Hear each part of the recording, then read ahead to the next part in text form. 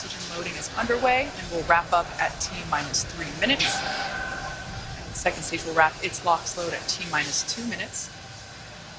Launch teams continue to report no issues, and everything remains green and for an on-time launch. Retract has started.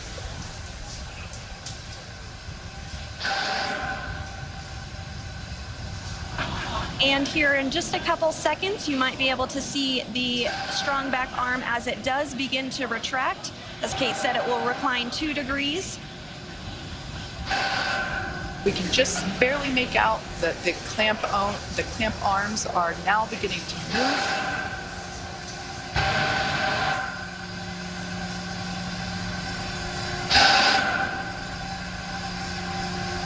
All right, now that those clamp arms are removed, as Sandra said, this will retract by 2 degrees.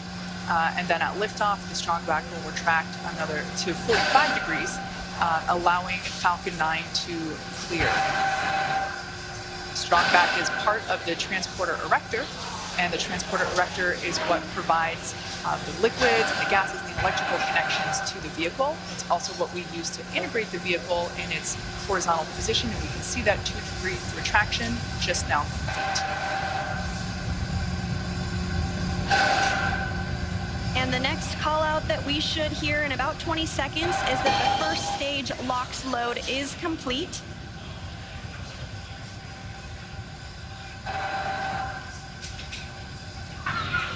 Stage 1 LOX load is complete.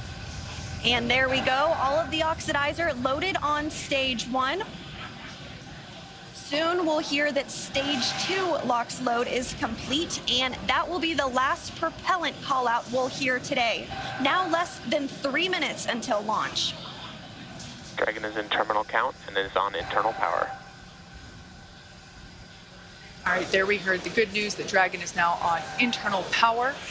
Again, the white clouds that you see there at the base of the Dragon trunk, totally normal. That's just the vapor from the liquid oxygen. Again, second stage now wrapping up its LOX load. Excuse me, first stage wrapping up its LOX load just a few minutes ago, and now moving toward wrap up of second stage LOX load, which will complete at T-minus 2 minutes.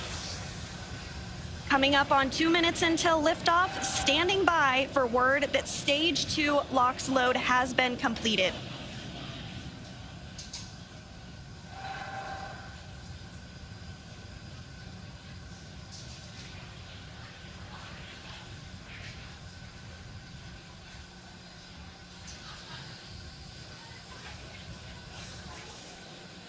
Dragon is in auto idle. Stage 2 LOX load is complete. There we heard the call out. Falcon 9 is now completely fueled. All of its propellants. So gas closeouts are starting. Expect loud venting. All of its propellants, and we can see that leftover liquid oxygen now being vented or released, now flowing further away from the vehicle. So nearly 1 million pounds of liquid oxygen in RP1 now on board Falcon 9. It is fully loaded and ready for launch. And coming up at T-minus 1 minute, we'll hear that Dragon is in countdown. Its flight computer will switch to countdown mode, and we'll hear that the flight termination system on Falcon 9 is armed. STS is armed. Falcon 9 is in startup and is now controlling. And there you heard it. Dragon is in countdown. Dragon's flight computer in countdown. The flight termination system now armed. We should get the final go for launch from SpaceX launch director Mark Sultis. Dragon, SpaceX. Godspeed. Go for launch. SpaceX Dragon, go for launch. SpaceX reports go. Crew reports go. 30 seconds until liftoff.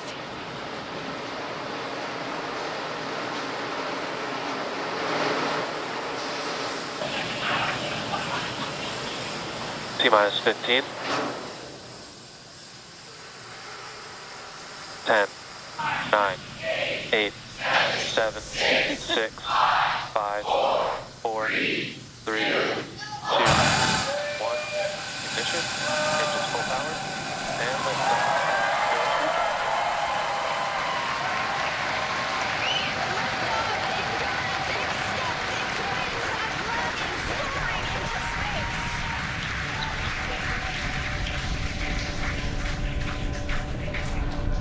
Stage 1 propulsion is nominal. Vehicle is pitching downrange. Stage 1 propulsion is nominal.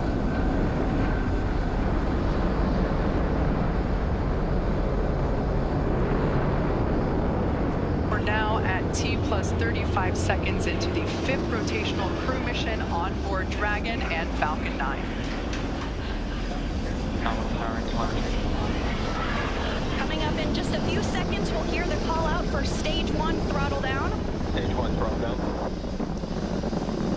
Falcon 9 engines throttling down to help pass through the period of maximum dynamic pressure. This period is known as max Q, and once the vehicle, there we just heard that the vehicle is now traveling faster than the speed of sound. Once through max Q, we'll throttle those Merlin engines back up. Max Q. Stage 1 throttle up. Stage 1 throttle. Stage 1 Bravo. Copy 1 Bravo. That call out for 1 Bravo means we're in the second and final abort mode for the first stage, continuing to get good performance. The crew is already pulling over 2 Gs. And next up is going to be a couple of events in rapid succession. First will be engine chill on the second stage and back engine. And there you heard that call out. And then we'll have MECO, or main engine cutoff, where the 9 engines igniting will cut off in preparation for second stage separation. Then we'll see the single Merlin vacuum engine on the second stage ignite and continue to carry the Crew-5 astronauts to orbit. Just like we did on first stage, that MVAC chill is intended to help pre-chill the hardware prior to the full flow of that densified liquid oxygen. Stage 1 throttle down. At this point in time, those 9 Merlin engines are beginning to throttle down in preparation for MECO, or main engine cutoff.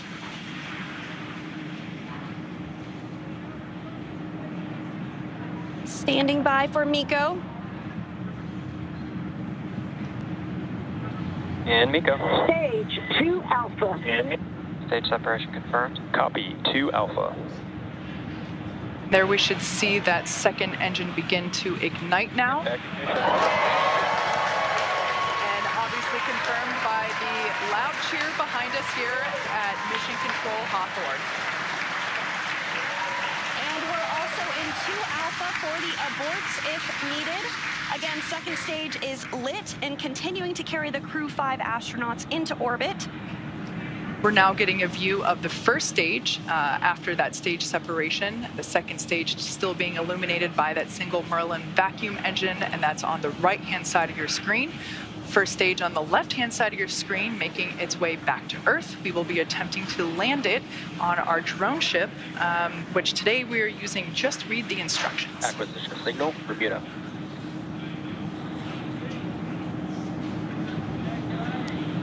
And we did hear that acquisition of the ground station in Bermuda. The first stage is continuing to make its way back to Earth, and the second stage is going to continue. SpaceX, trajectory nominal. Another good call, trajectory nominal. Dragon copy. Confirmation there from Commander Nicole Mann. You can also sort of see the Space Coast there in the background of the first stage on the left-hand side of your screen. It also looks like you can actually see the thrust plume created by the first stage as it's now rotating just out of screen. Second stage is going to continue firing until a little over 8 minutes into the flight, really doing the heavy lifting now, getting the crew into orbit. Everything continues to look nominal on both first and second stages. As I mentioned before, the first stage will be making a landing on one of our drone ships, which is currently parked a couple hundred miles off the coast of Florida in the Atlantic Ocean. So we can see now that... Dragon, SpaceX, trajectory nominal. Good confirmation there that we have good trajectory. The second stage now traveling over 5,400 miles per hour. Crew is pulling a little more than 1G right now. That's going to continue to ramp up, peaking just before we get to second stage cutoff here in just a few minutes from now.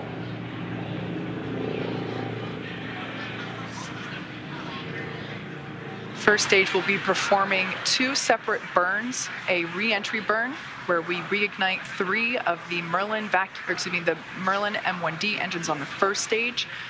We ignite the center engine into radial engines to help slow it down as it re-enters the Earth's atmosphere. And then the second final burn, and that will be the landing burn on our drone ship. And the single MVAC engine that you see. Trajectory nominal. The single MVAC engine that you see on the right of your screen is continuing to fire. We did hear another call out that trajectory is nominal. Crew heading in the direction that they are supposed to be. This single engine can produce over 220,000 pounds of thrust in the vacuum of space, now over 200 kilometers in altitude. We will start to hit events now in a rapid succession as the first stage continues to make its way back to Earth and the second stage continues its burn. Just a couple minutes left in that burn. For those of you just joining us, just over 6.5 minutes ago, our 4 Crew-5 astronauts launched from Kennedy Space Center in Florida, and they are now making their way into orbit on the second stage inside Crew Dragon. Trajectory nominal. Which we're hearing that the trajectory on that is nominal. Dragon copy. They are safe inside Dragon Endurance, whereas the first stage on the left-hand side of your screen is making its way back to Earth. We are coming up to the re-entry burn, which, as I said before, we ignite 3 of the 9 Merlin engines to help slow the booster down as it re-enters the dense part of the Earth's atmosphere. As the entry burn completes, we'll be in the final... Stage 1, entry burn startup. So there we heard the call out. You can there see it on your screen that that entry burn has been initiated.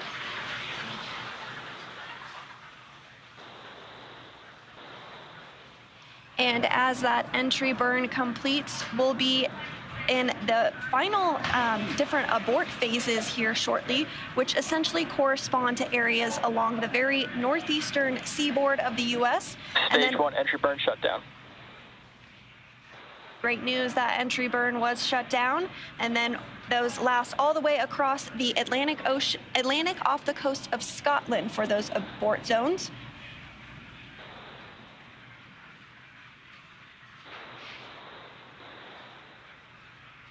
Everything continues to look nominal for both the first and second stages. Terminal guidance.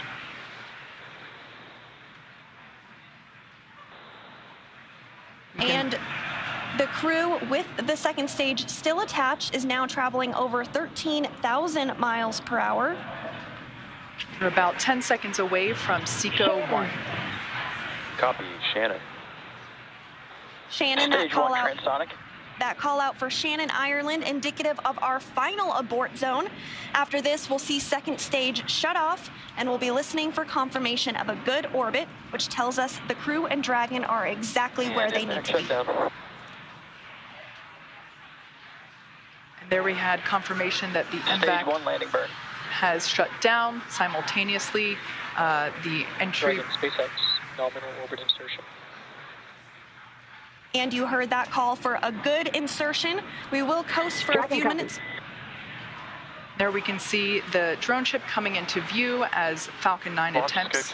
Stage 1 landing leg deploy. You can see those landing legs have now deployed. And as you can see on your screen, and you can hear by the clapping and cheering behind me, Falcon 9 has landed on our drone ship just with the instructions, parked off the coast of Florida. And again, that second stage separation will be coming up just a couple of minutes now. We do coast for a few minutes after second engine cutoff to allow any rates or motion to dampen out and settle. And looks like we're going to get a view of the second stage as it separates here shortly. We did hear that the crew has been successfully inserted into a good orbit.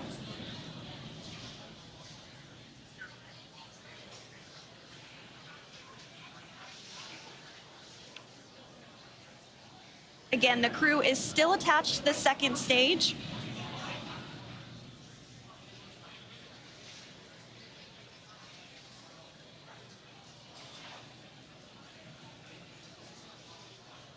We are expecting stage separation to occur in just over a minute from now, about 1 minute and 8 seconds. And that's when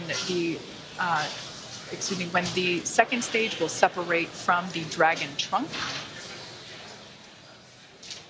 The Dragon trunk is the part of hardware where we are able to house the cargo that is able to be exposed to the vacuum of space, as well as the solar panels, which help power Dragon while it is on orbit.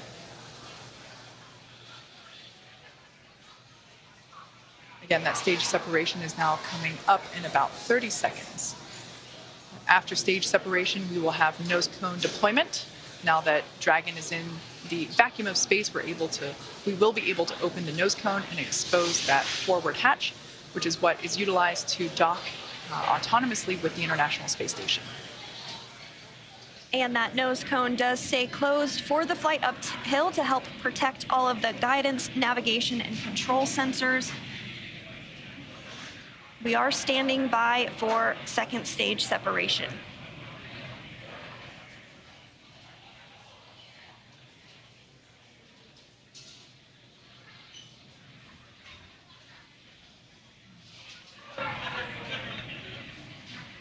And there is separation. Dragon separation confirmed.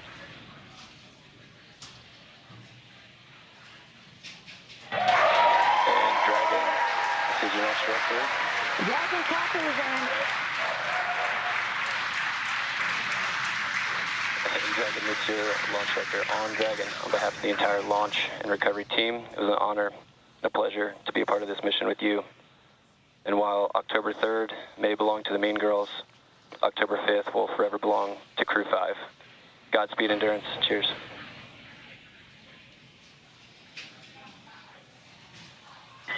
awesome. Thank you so much to the Falcon team. Woo! That was a smooth ride uphill. You got 3 rookies that are pretty happy to be floating in space right now, and 1 veteran astronaut who's pretty happy to be back as well. Let's see what you got to say, Coachy.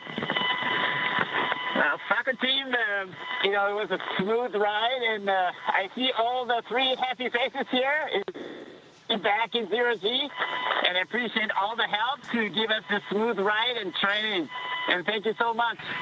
JAXA の支援隊の皆さん、非常にスムーズな打ち上げでした。打ち上げご支援していただいた皆さん、応援に駆けつけてくださった皆さん、ありがとうございました。この調子でチームワークを持って頑張ります。Thank you for your support. Anya. Thank you, Falcon 9 and fellow agencies, to Roscosmos, NASA, and JAXA, and SpaceX exactly for giving us this opportunity. We're so glad to do it together. And thank you for everybody, for all people who with us. Спасибо большое всем агентствам Роскосмос, NASA, JAXA и, естественно, SpaceX за предоставленную нам возможность. Мы рады всем экипажам делать то, что мы сейчас делаем. И большое спасибо всем людям, кто сейчас с нами.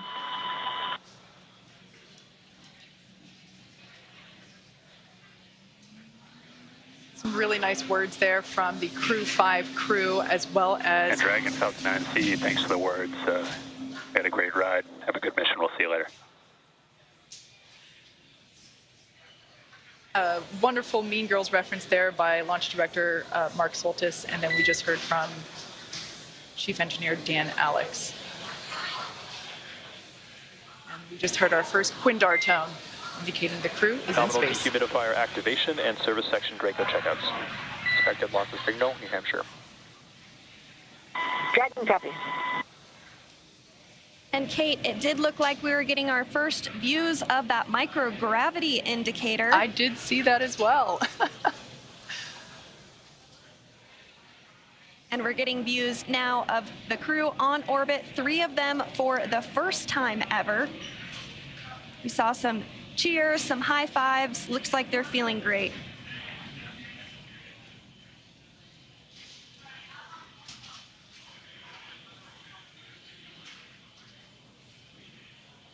hopefully we can see that zero-G indicator float back into view and hopefully get a better shot of it. I couldn't quite tell what it was, although it kind of looked like it may have been an Einstein doll, but that's just kind of what it looked like from the backside. I think you're right, Kate. It looked like a baby Einstein to me. So the next milestone that we're looking ahead towards is the nose cone opening.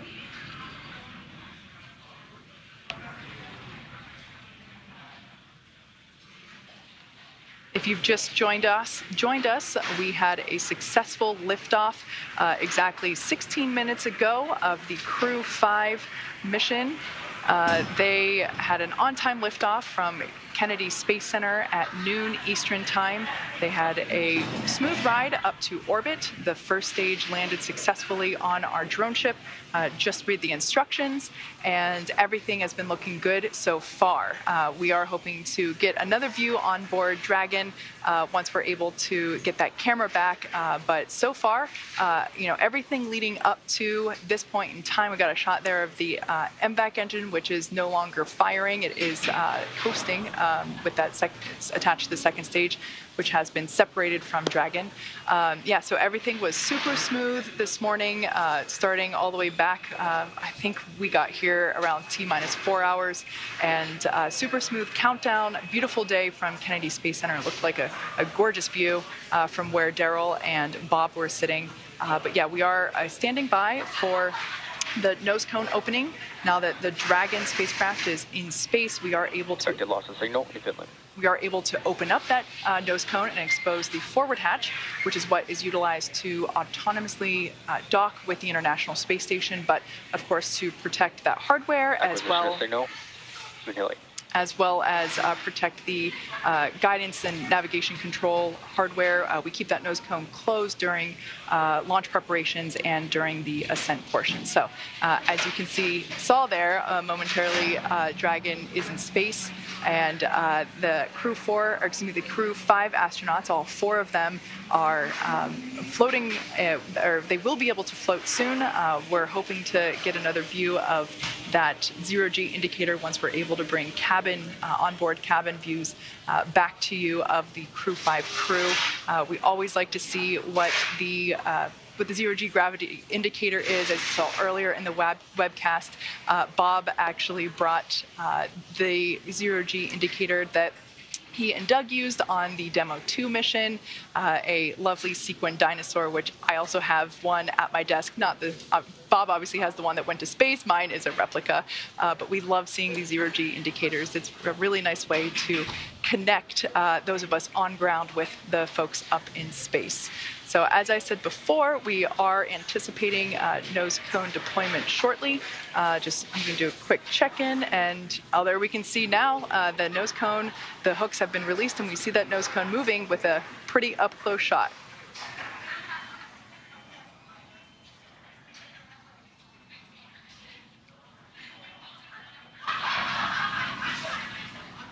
We're continuing to see that nose cone open, and acquisition of signal live. As we've mentioned, this does uncover a number of critical systems for the flight up to the space station that will be required for docking. There are 6 hooks that hold the nose cone in place during the launch and ascent portions. Those have begun to retract, and the nose cone is beginning to swing open.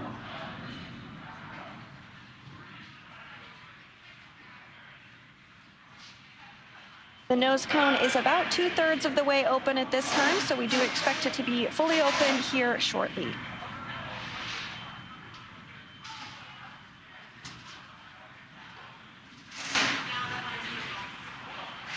Shortly after nose cone deployment, the crew will be able to get their visors open, and they'll be given the okay to get out of their suits, and that will allow them to settle in for their ride to the International Space Station. It is about a 29-hour journey for the crew from launch to docking to the space station, but As you said, they'll be able to get out of their suits, get comfortable, get some rest, and just enjoy being in the microgravity environment of space. Again, we have 3 first-time flyers and 1 veteran on today's flight, but I'm sure it was an exciting moment. No matter how many times you've been to space, I can't imagine that it ever gets old. I would probably agree with that. I would also imagine that the 3 first-time space goers will have a brief period of acclimation to gravity. I know I certainly would, and I also recognize that my period probably wouldn't be very brief in order to get acclimated to that lack of gravity. But yeah, this is something that the veteran astronauts on board station are, always happy to help really introduce the new space goers to the new environment. Absolutely. And we did also hear that there was good service section Draco checkouts that took place. We are standing by for that nose cone to be fully deployed, but it should be coming here momentarily.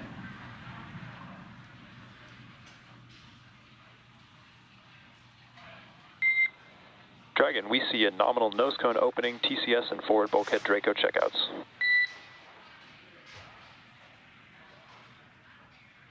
Dragon copies.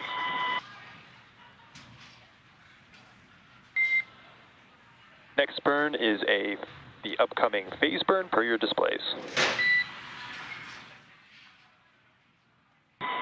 We see the phase burn in 28 minutes. Good readback.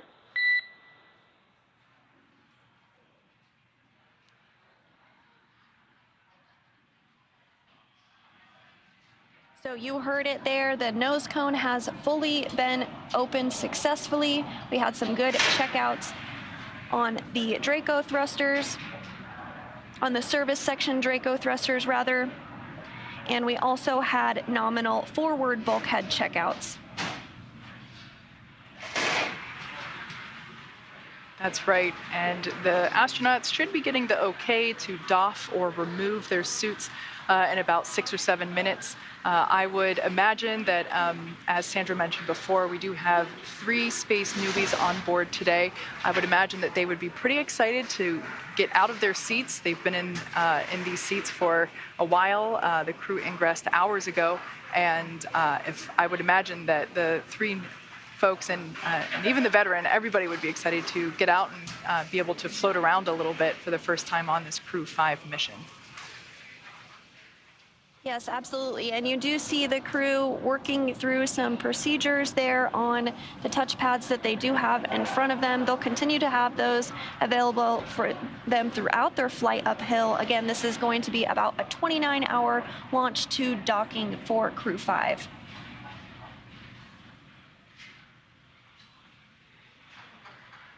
It seems as though that 0G indicator may have floated out of view, perhaps up above the crew displays.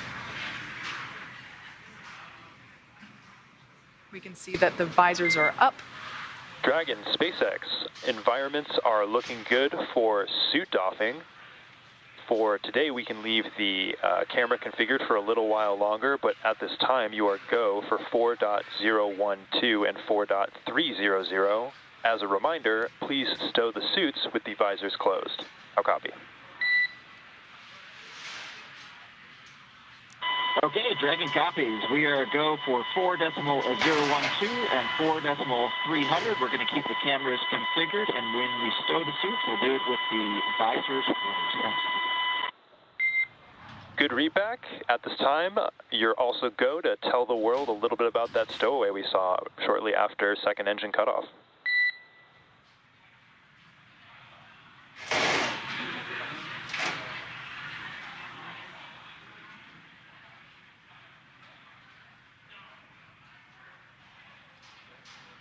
So we're standing by for a few words from the crew about that 0G indicator.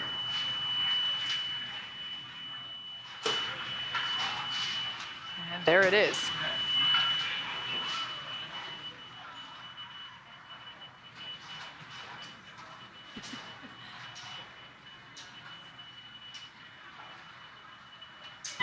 Expected launch Dragon on back in the ground. We missed the last part of your transmission. And no worries, repeating my last one there. I was going to have you all talk a little bit about your zero-G indicator, but we can hold that off for the next ground station pass here for Dubai. At this time, what I'll do is I'll take the cameras external for suit doffing, and then you let me know when they're allowed to come back on board.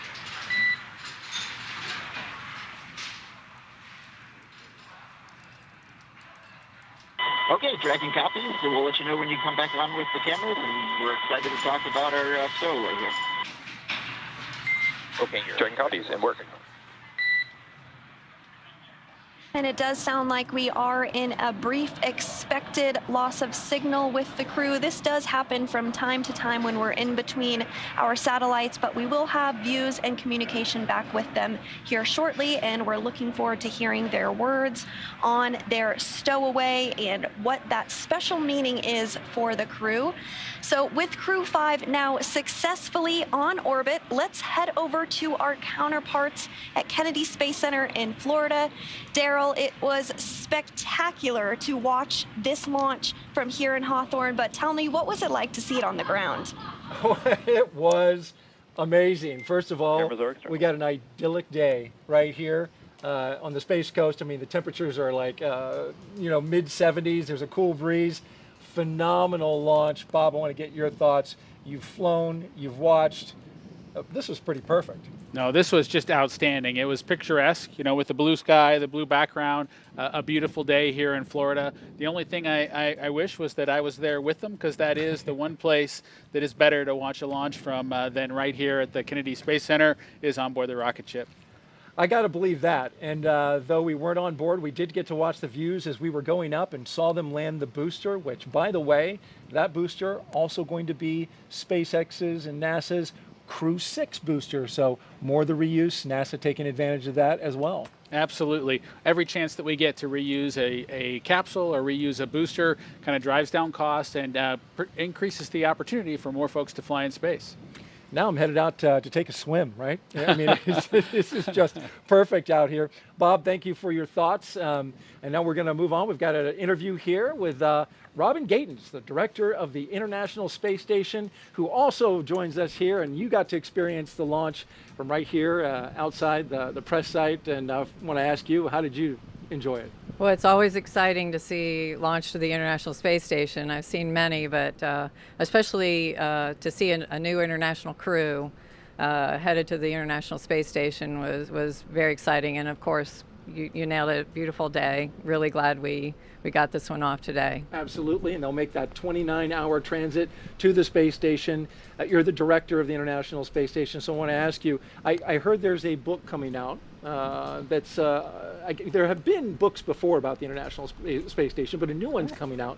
Tell me a little bit about that. Yeah, it's called Our Benefits to Humanity. It is a publication we have put out before, and we actually released it in July, so it's out. It's both in print format as well as online, so people can just search on Benefits for Humanity, International Space Station, and find that book.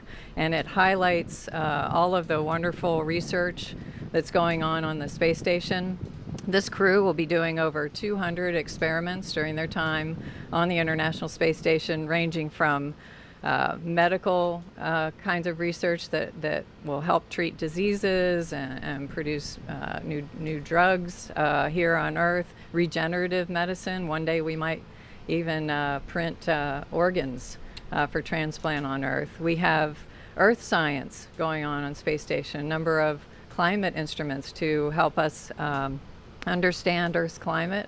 Really exciting results. This is truly what we call the decade of results on the International Space Station, where we're building on past lessons and capabilities to just compound the results that we're able to get out of the space station.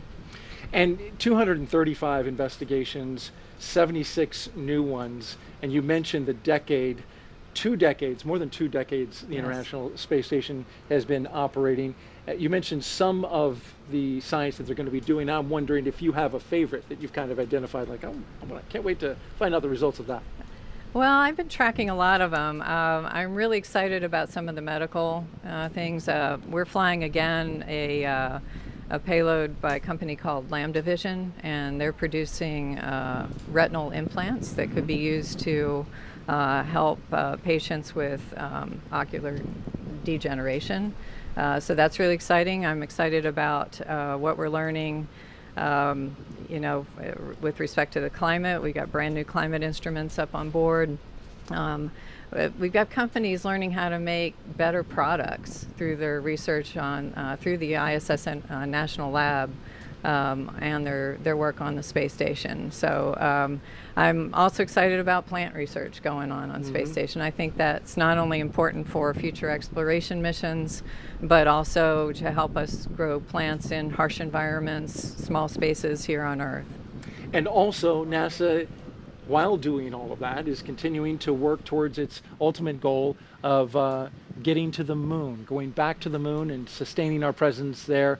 A lot of technology at the station that works towards that end. We want to actually pause though for 1 second, because we understand that one of the astronauts, Josh Cassada, has a statement that he is going to make. It is relatively about his zero-G indicator, which if you saw in the coverage, it was I don't know if it was a baby Einstein, Bob, but it was a little Einstein. It definitely looked like a small Einstein, but we'll listen to Josh and hear exactly the details.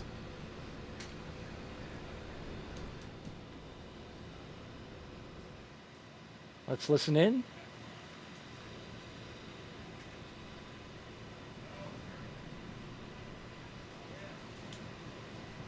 Again, waiting for astronaut Josh Cassada with a special message.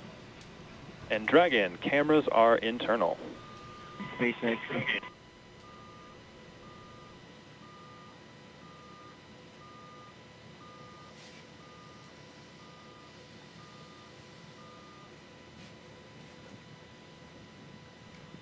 Dragon copies. We are internal. We see waistbands off and stand by for the cabin mic check. You can see Koichi Wakata is out of his seat.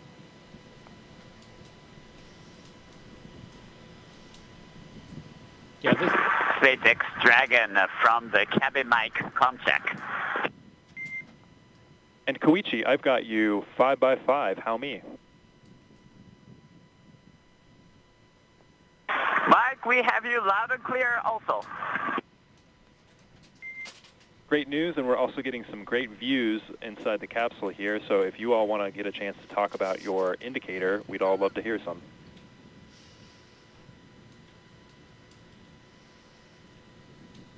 Absolutely, Mike. So, a couple years after he come up with his groundbreaking theory of special relativity, Albert Einstein, in his mind, still had a couple loose ends to tie up. While he was sitting in the patent office, because he wasn't famous yet, definitely should have been, he had what his happiest thought of his entire life. That thought was, a person in free fall doesn't feel their own weight. That thought, along with some others that he built upon, led to general relativity and our understanding of gravitation and curvature of space-time. We're experiencing Einstein's happiest thought continuously, like the International Space Station has been doing for over 20 years. On Crew-5, call this little guy our free fall indicator. We're here to tell you there's plenty of gravity up here. In fact, that's what's keeping us in orbit right now and preventing this trip on a Crew Dragon from being a one-way trip. A little bit like life. We live in the same world. We live in the same universe. Sometimes we experience it in a very different way from our neighbors.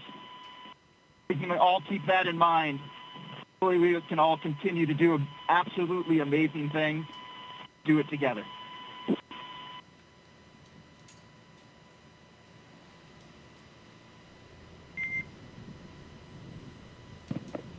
Well, that was excellent, Josh. We appreciate you all taking the chance to share with us some of those special words and some of the meaning to you all.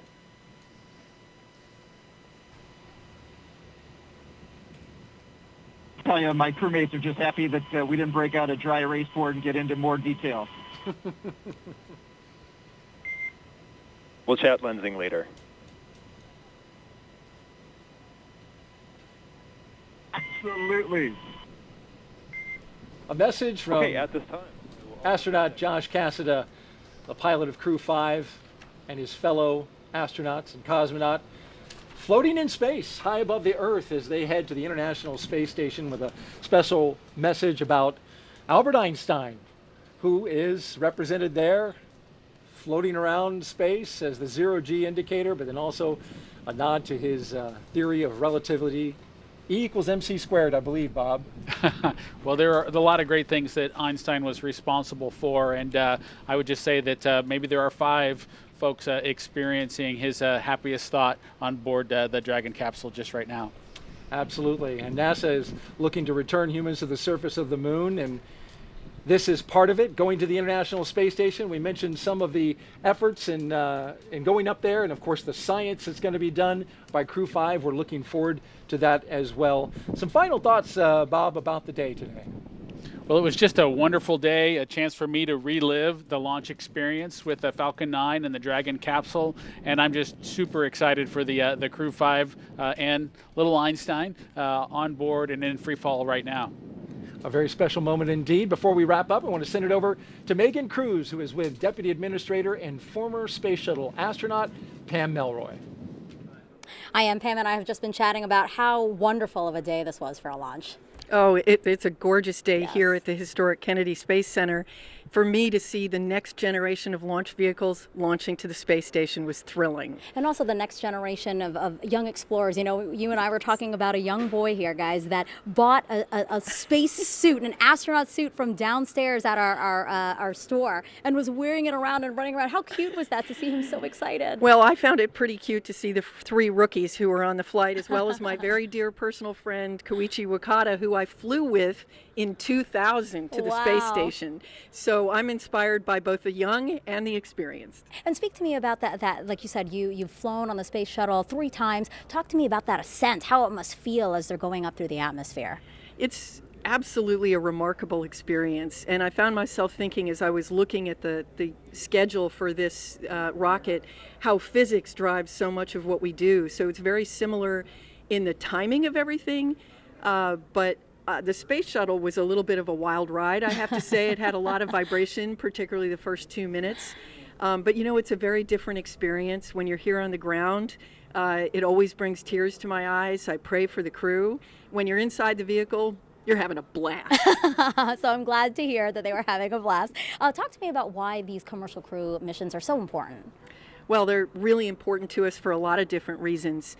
The whole value that NASA brings to the American people and in fact to humanity is around science, a strong science and technology posture for the country, and inspiration. And we see that all wrapped up in Commercial Crew because we see the ability to do more science on orbit because we can carry more crew members. We see the advancements that have been made through NASA investments in commercial crew and commercial cargo that are lifting our entire space industry. And of course, there's nothing better than seeing an astronaut fly to space for inspiration. Sure. And what's next for NASA? You know, right behind us, we have the vehicle assembly building. Inside is NASA's Artemis 1 rocket. Are you excited for that? Oh, I'm very excited. I'll tell you, it's a big deal when a new rocket flies for the first time. And we have learned a lot. We have a lot to learn, just like I was a test pilot. So when we flew airplanes, we never actually launched the first try. Usually we just taxied down the runway. So we've taken her out to the runway a couple of times now, and we've learned a lot. And I cannot wait to see the most powerful rocket in the world launch going to the moon. Yeah, we're doing a lot of great stuff here, and we're so happy to bring viewers on the ride with us, right? You bet. That's the whole idea. NASA shares and inspires. Perfect. Pam, thank you so much. I appreciate you being here. Guys, we're going to send it back to you for the last time today. Thank you very much, Megan. Great job out there. Appreciate it. And Nicole, Josh, and Koichi and Anna are now on course to arrive at the International Space Station around 4:57 p.m. Eastern Time tomorrow. And of course, NASA TV will stay on the air for continuous live coverage along Crew-5's entire ride to station. Meanwhile, SpaceX's YouTube channel will join live coverage starting at roughly 2 hours prior to docking. And though our coverage here at Kennedy is coming to a close, we will turn it over to the team in Houston to take us through the next phases of the Crew-5 mission all the way through the arrival at the International Space Station. For those of you watching online on NASA's YouTube, make sure you take a look at the description below. You'll see the video link there, and you'll find that for Crew-5 Coast Phase. Live coverage will continue at that link shortly. You can see it at the bottom of your screen. Pull that up for you. If you're watching on NASA TV, you won't notice a thing, and coverage will continue. So a post-launch news conference is scheduled for 1:30 p.m. Eastern Time on NASA TV, and you can find mission updates on Twitter at NASA, at SpaceX, and on the web at nasa.gov, including timing on any potential live tours of Dragon Endurance during the trip to station. Now, before we sign off from Kennedy, I want to thank my partner and co-host, Bob Behnken, for being on the launch broadcast, sharing your incredible insight and experiences. Bob, I really enjoyed listening to you today. Thank you so much. To you and to Megan, your wife, who helped us with Crew-4. We look forward to hearing more from your family, as well as maybe seeing Theo on a future launch broadcast. Well, thank you, Daryl. I very much appreciate that. And of course, thank you to my wife and my son and our dog Shadow for joining us for a short period of time during today's broadcast. And again, I just want to echo Deputy Administrator Pam Mulroy's words with it's been an exciting year.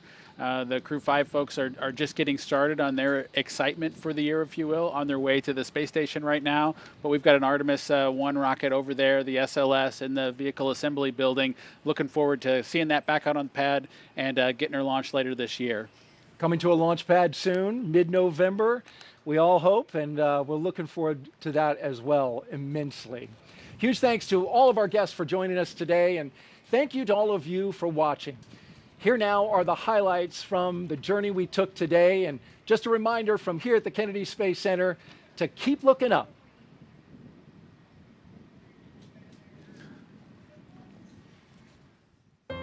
They're getting suited up inside that historic suit-up room, everything going smoothly. And there they are, the astronauts of Crew-5 taking their first steps outside.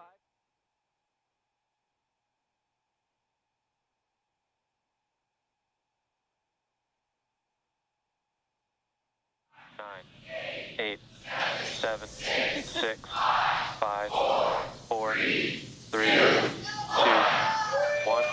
Ignition, engines full power, and liftoff.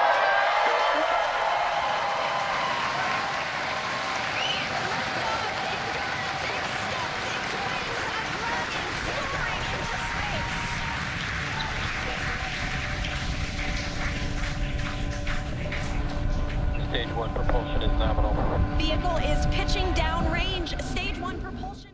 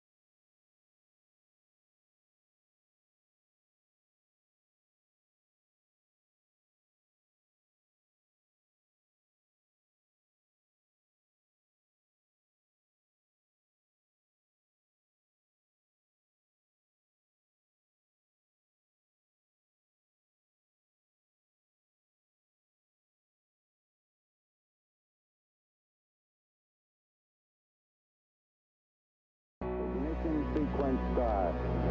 6, 5, 4. I feel the liftoff. The clock has started. Liftoff. We have a liftoff. 32 minutes past the hour. Liftoff on Apollo 11. Godspeed, John Glenn. Tranquility Base here. The Eagle has landed. Roger, Tranquility. We copy you on the ground. New possibilities are opening up for scientific cooperation between countries. 1, 0, 0, Liftoff. Americans return to space as Discovery clears the tower. Discovery, go and throttle up.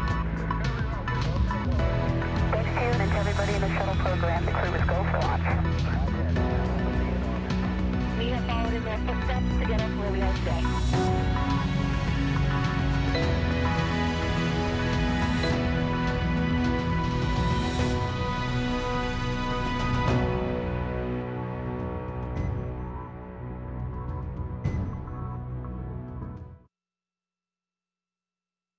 Welcome to Mission Control Houston. I'm NASA Shaniqua Vereen, and we are live in the International Space Station Flight Control Room. Just about 50 minutes ago, we had a successful launch of NASA's SpaceX Crew-5 mission to the International Space Station from the Kennedy Space Center at Launch Complex 39A in Cape Canaveral, Florida. Crew-5 will have about a 29-hour flight to the space station. Crew-5 lead flight director Greg Whitney, who led integrated NASA and SpaceX operations teams and planning for this mission, is currently leading teams here in Mission Control and will be back later tomorrow for Dragon's approach and docking.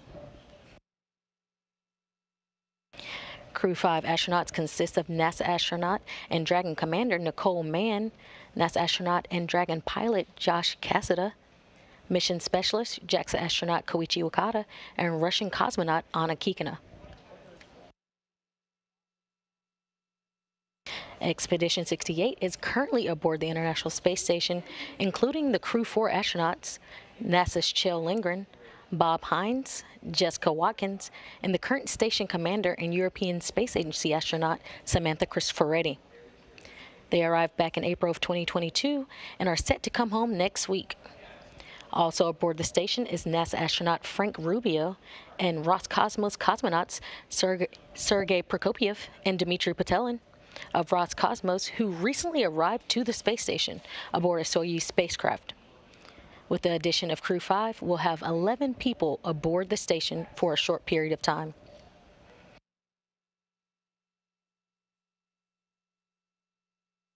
Currently attached are 4 spacecrafts,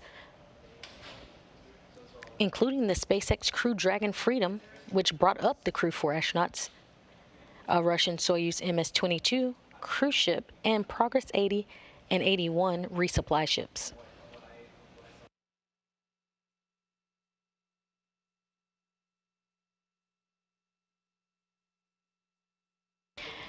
Crew-5 is not the only thing headed to station. That's right, we have critical science and investigations headed up with the crew.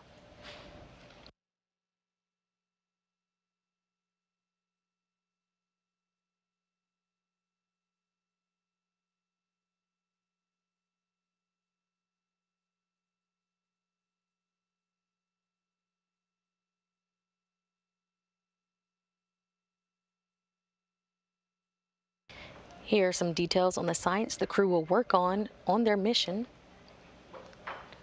Astronauts experience changes in their cardiovascular, respiratory, and musculoskeletal systems during spaceflight. These changes could pose a challenge on future long-duration missions, particularly those where crews encounter different levels of gravity and have minimal direct medical support.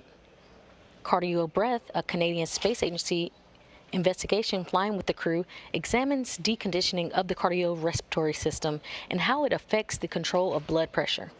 Crew members will wear a custom-fitted biomonitor shirt that tracks heart rate, blood pressure, breathing rate, and activity level before, during, and after exercise. Results are then compared to measurements taken before and after the astronauts' missions. These findings could provide insight into how blood pressure control adapts and help researchers develop ways to keep astronauts healthier in space.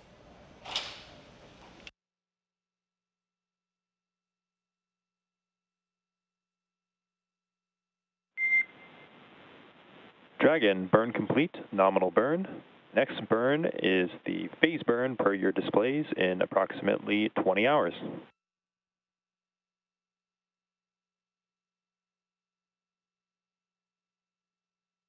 Got these. We see that burn coming up in 20 hours. Try to contain your excitement just for a little while longer.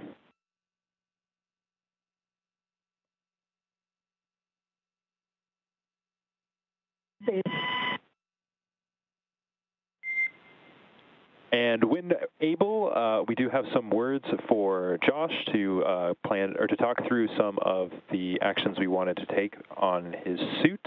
So no hurry on that one, but just when ready, report when you're ready to copy.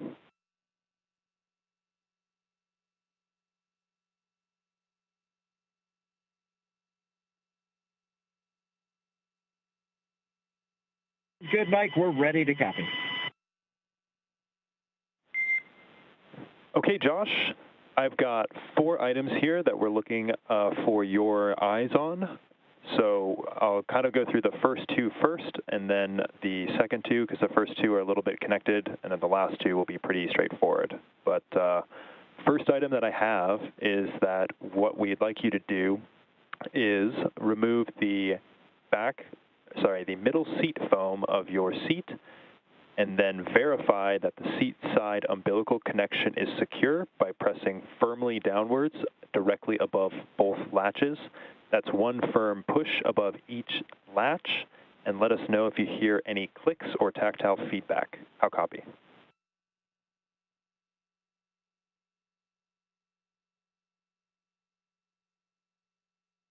Hey, Mike, I copy that step 1 is going to be to take out the middle foam of my seat and make sure that that umbilical is connected. I'll be doing that by pushing above the latches and see if I can even hear them click into place.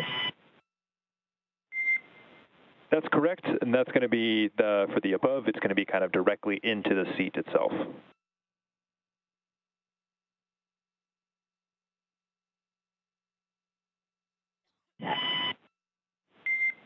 Okay, after that, the second action that we have is that we're requesting that you then lightly pull the umbilical in the opposite direction of which way you'd be pushing in step 1. The goal here is to see if pulling away is causing the latches to become loose. How copy?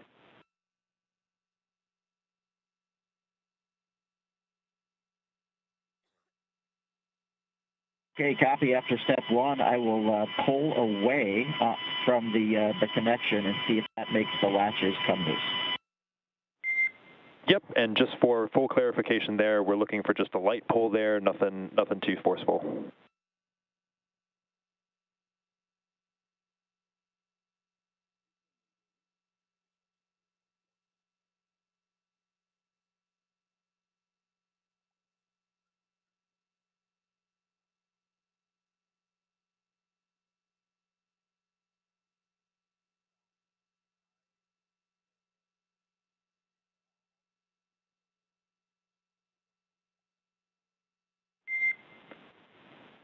Okay, and we just finished up the handover over there, but if you're ready for item number 3, I'm ready to report.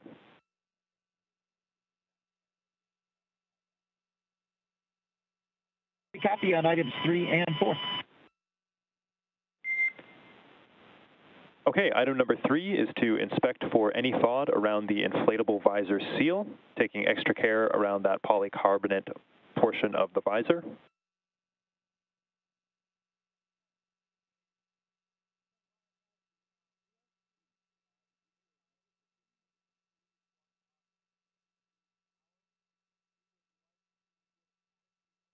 Dragon copies. Step 3 will be inspecting that inflatable visor seal, and I'll watch out for that polycarbonate. Good readback, and then the last is to take one inspection of the trapdoor on the suit side QD and just look for any potential FOD on that side of the suit. How copy?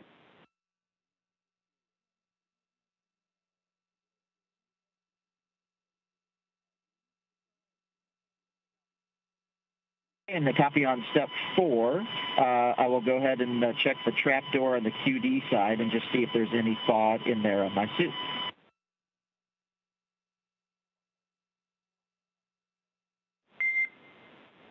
good readback.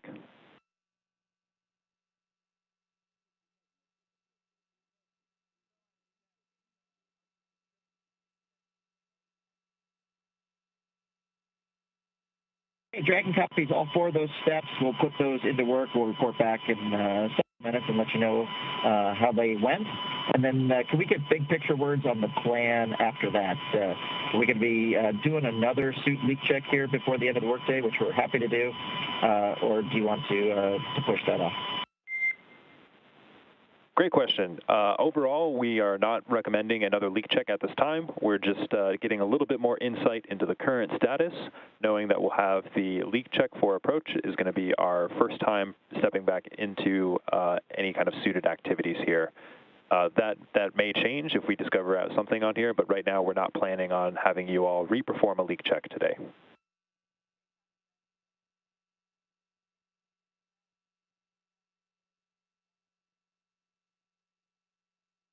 Copy. We'll knock out these 4, and we're not planning on another leak check actually until we start kicking off the rendezvous, if that's correct. That's a good readback.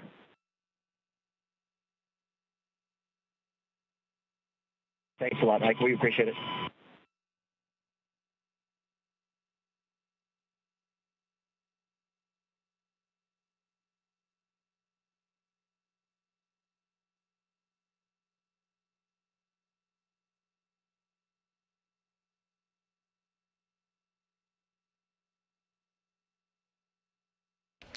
If you're just joining us, we're doing live coverage of the NASA SpaceX Crew-5 mission. Their launch to the International Space Station was successful this morning around 11 a.m. CT, 12 noon Eastern Time. Currently on your screen is Hawthorne Mission Control MCCX on your left, and International Space Station Flight Control Room here at Mission Control Houston on the right, where teams are still in contact with the crew. You just heard the Corps and SpaceX's Mission Control speaking to Josh Cassada as they went over a suit leak check, just checking preemptively because the crew will be off duty and they will not be checking again until suits are put back on upon rendezvous and approach for docking tomorrow.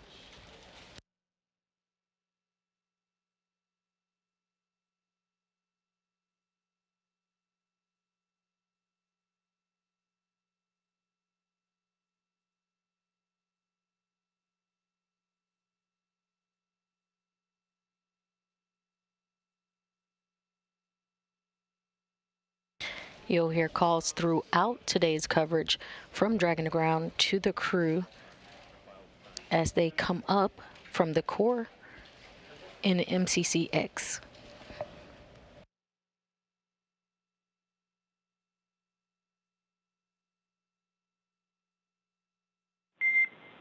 And Dragon, no response required. Just a reminder that the off-duty period is starting in approximately 30 minutes. You'll be confirming your sleep schedule with flight surgeons in an upcoming PMC.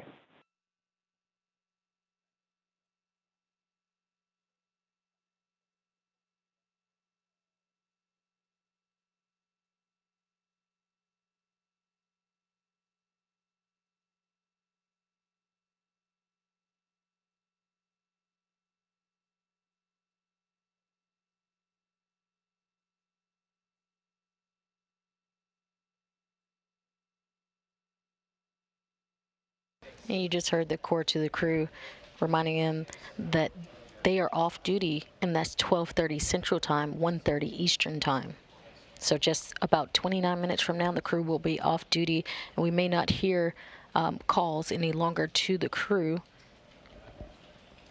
but we will return and be on duty about 2.5 hours before docking, currently scheduled for 4:57 p.m. Eastern Time tomorrow.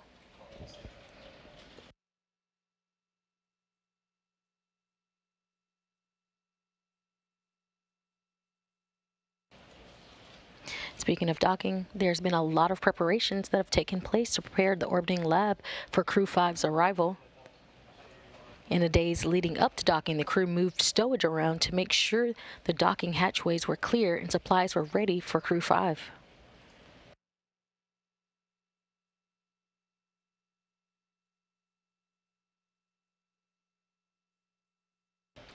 The afternoon of docking, the station crew will set up laptops that will allow them to monitor Dragon's approach.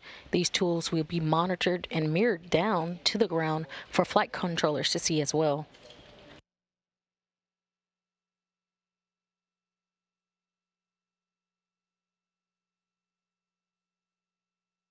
NASA astronaut Kjell Lindgren will be primed for the lead for monitoring Dragon's approach, while he'll be backed by NASA's Bob Hines. Other prep will continue before the crew arrives to the station, which includes cleaning Node 2 or the Harmony module in preparation for Crew-5's arrival, and installing crew alternate sleep accommodations or CASAs to provide additional crew quarters on board.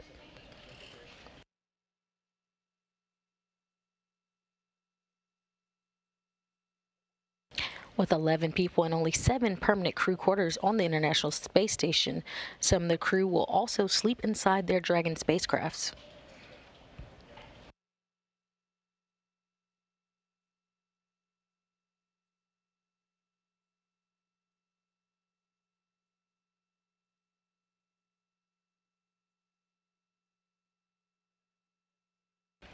One crew member will sleep inside a Freedom, while another will sleep inside Endurance once it's docked, with the remaining staking out temporary campout locations, likely in the station's Kibo module or the U.S. airlock.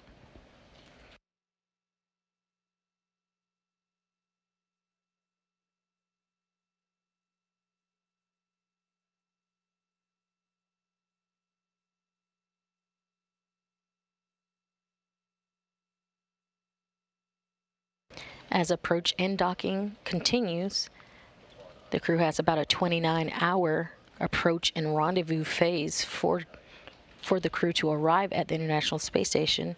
Flight controllers here on the ground and Mission Control Houston will also begin further preparations. Around 3 hours prior to docking, flight controllers will begin to feather the ISS solar arrays. This is a multi-step process that is spaced out until Dragon is on the docking axis. Both solar alpha rotary joints will be parked and locked. 4 beta gimbal assemblies, or BGAs, will be parked, with 2 of those also being latched. The other 4 BGAs will continue to track the sun, continuing to provide power to the International Space Station. This configuration is designed to protect the arrays from thruster trails or plumes as Dragon approaches. Around 1.5 hours to docking, we will hand over station attitude control from U.S. gyroscopes to Russian thrusters. This is so station can hold finer attitude control while Dragon approaches. Once soft dock is complete, the docking ring retraction complete, we will hand over attitude control back to the U.S. gyroscopes so that thrusters are not firing. SpaceX for PMC.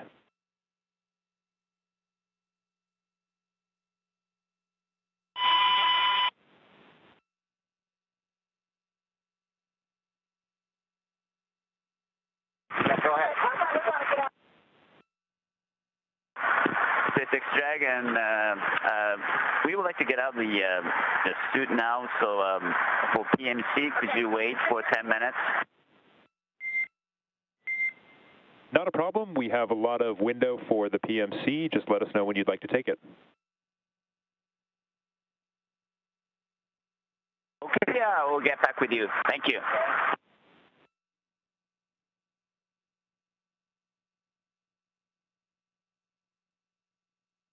And that was a call from the Corps to the crew. Koichi Wakata responded. The SpaceX Dragon crew would like to doff their suits before having a PMC or a private medical conference.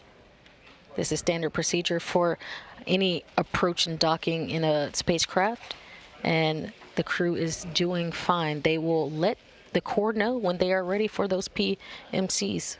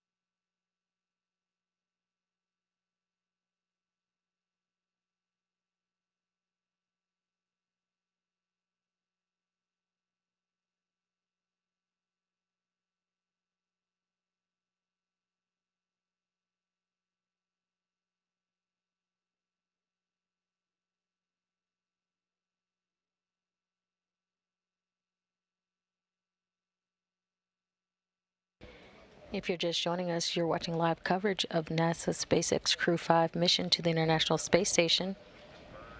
The SpaceX Dragon spacecraft carrying NASA astronauts Nicole Mann, Dragon commander Josh Cassada, Dragon pilot and mission specialist JAXA astronaut Koichi Wakata, and Roscosmos cosmonaut Anna Kikina are on their way to the International Space Station, and they have successfully reached orbit.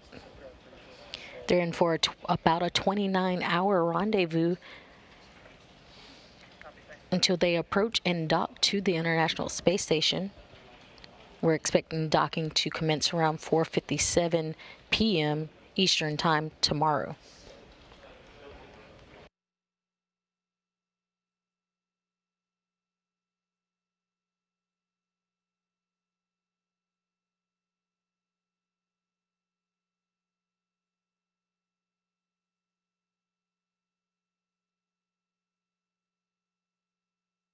So far as the crew has reached orbit, they have had a successful nose cone deploy, a successful 11-minute phase burn, and are looking for the next burn to be 20 hours from now, and that's a phase adjust burn. Again, that will happen a couple hours before approach and docking to the International Space Station.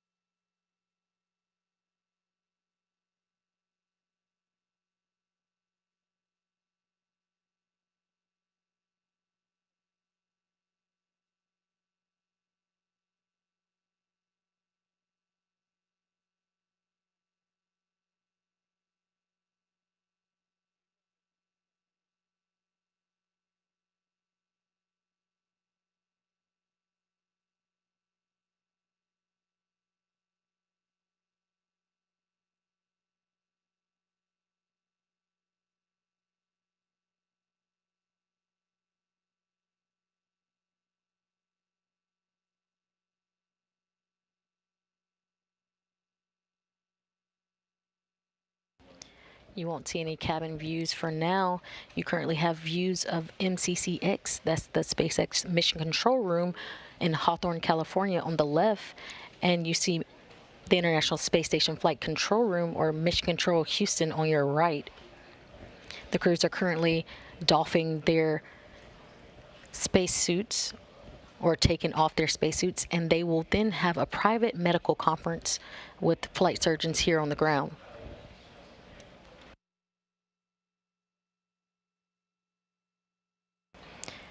The crew will go into an off-duty status around 12:30 Central Time, 1:30 Eastern Time, which means we won't hear or see them until we're in a closer approach and docking maneuver.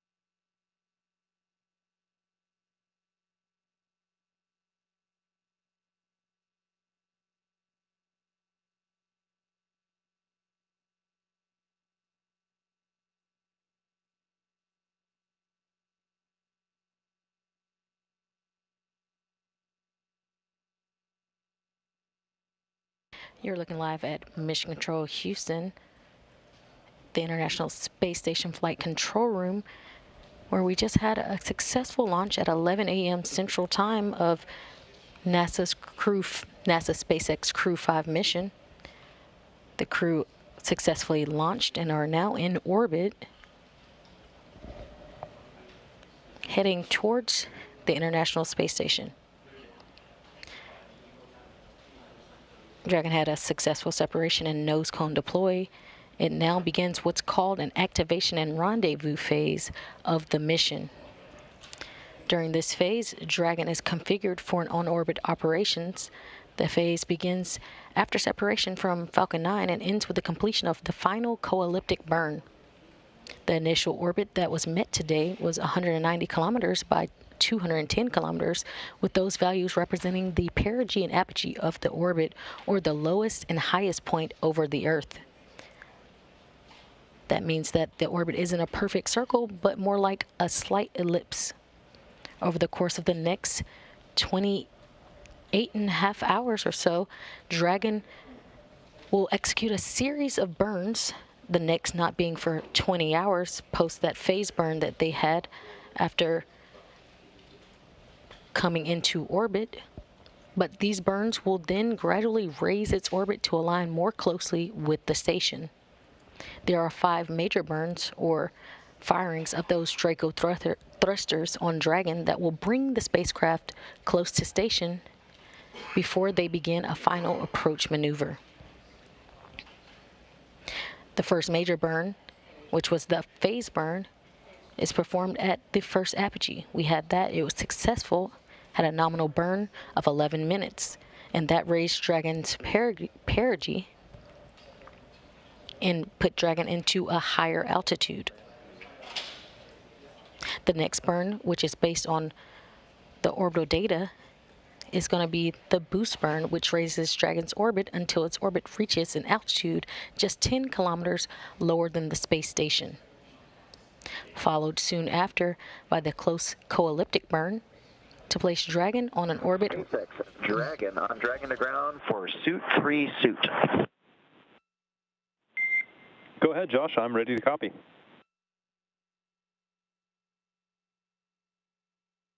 Okay, Mike, I'm going to go in reverse direction here if you don't mind.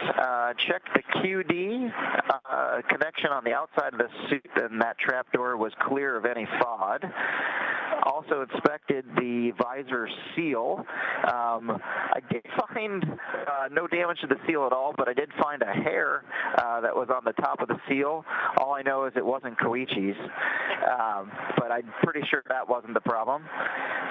And then moving up to the QD connection there on the seat.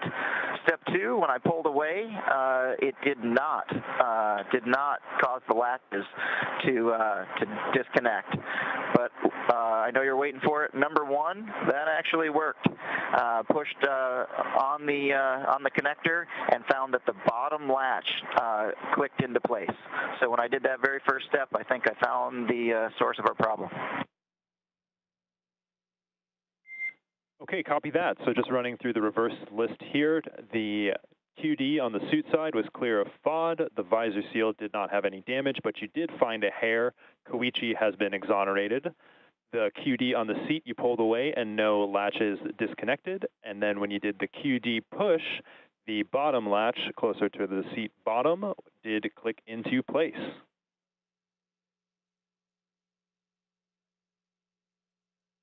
You got it, Mike, and that makes me feel pretty good. How do you feel about it?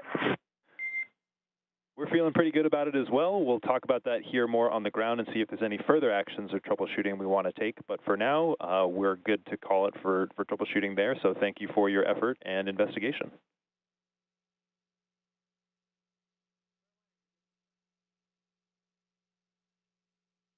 No problem at all. We really appreciate you guys putting your heads together and coming up with a plan to figure out what might have happened. And when you guys are ready, we're ready for that initial PMC. Okay, copy that. Standby 1. We'll work the PMC and get that along shortly.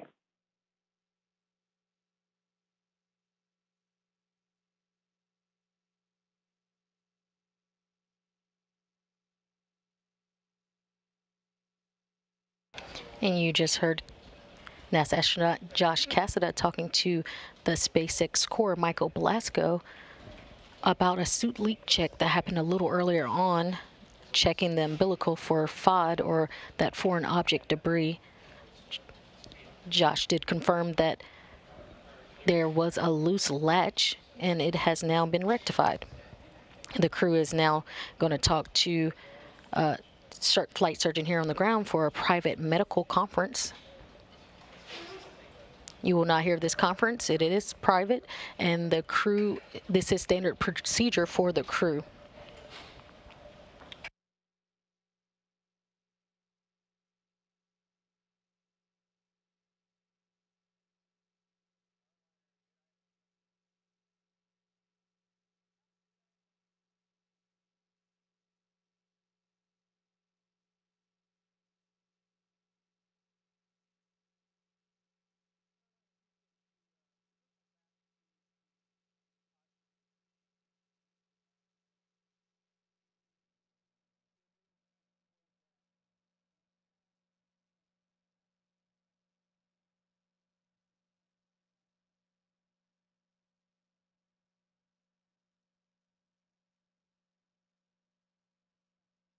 You're seeing live inside Mission Control at SpaceX, Hawthorne, California.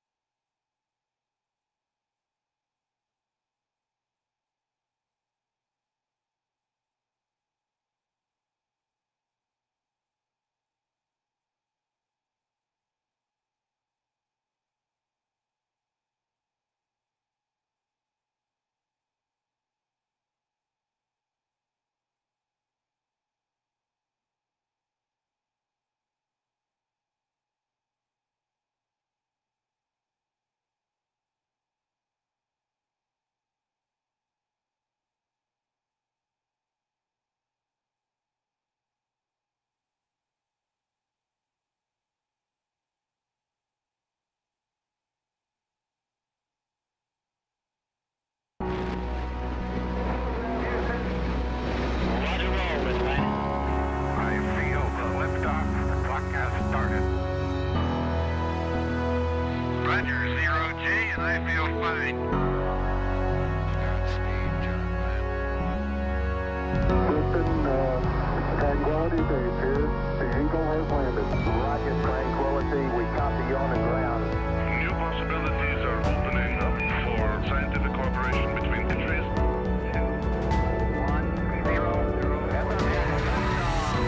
Liftoff. Americans return to space as Discovery clears the tower. Discovery, go and throttle up. Discovery, Roger. Go for deploy. Everybody in the shuttle program, the crew is go for launch. Roger, nice to be in orbit. We have followed in their footsteps to get us where we are today.